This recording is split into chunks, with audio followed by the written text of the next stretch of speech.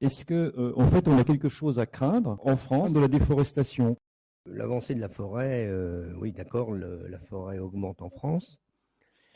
Mais moi, je poserais la question de façon inverse. Enfin, l'avancée de la ville, hein, pardon. Donc, il y a l'avancée de la forêt, elle est globale sur le territoire. Et puis, il y a l'avancée de la ville. Alors, l'avancée de la ville, c'est quoi l'avancée?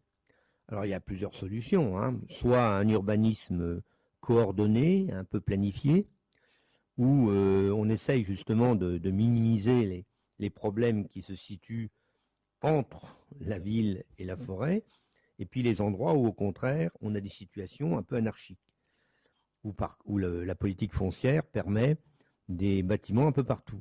Et moi, j'aurais tendance à dire, l'avancée de la ville et son contact avec la forêt, dans ces cas-là, devient un problème pour la ville. Les problèmes d'incendie de forêt, c'est exactement lié à ça. Il y a 100 ans, c'est pas qu'il n'y avait pas d'incendie de forêt, c'est que les villages étaient très bien délimités, savaient se défendre.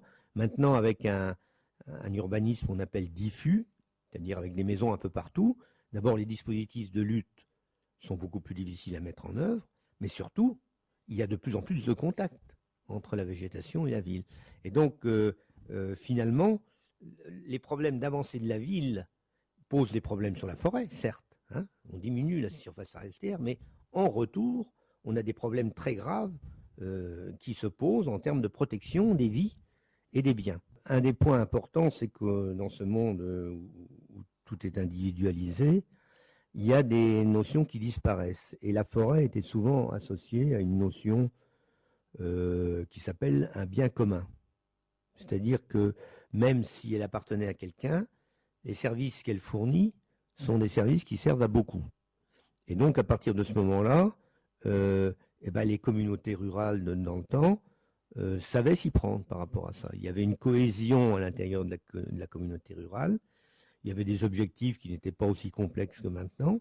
Et donc, la communauté savait s'y prendre. Maintenant, d'une part, les comportements deviennent individuels, les problèmes deviennent plus complexes. Et à partir de ce moment-là, la notion de bien commun, finalement, se dissout. Elle n'existe plus. Et c'est là où commence ce problème. C'est-à-dire qu'effectivement, chacun peut, à bon droit, considérer que le morceau d'espace forestier qui se trouve à côté de chez lui, qui se trouve dans sa propriété, il en a parfaite et complète jouissance, y compris, comme c'est souvent le cas dans un certain nombre de régions, le droit de ne pas s'en occuper.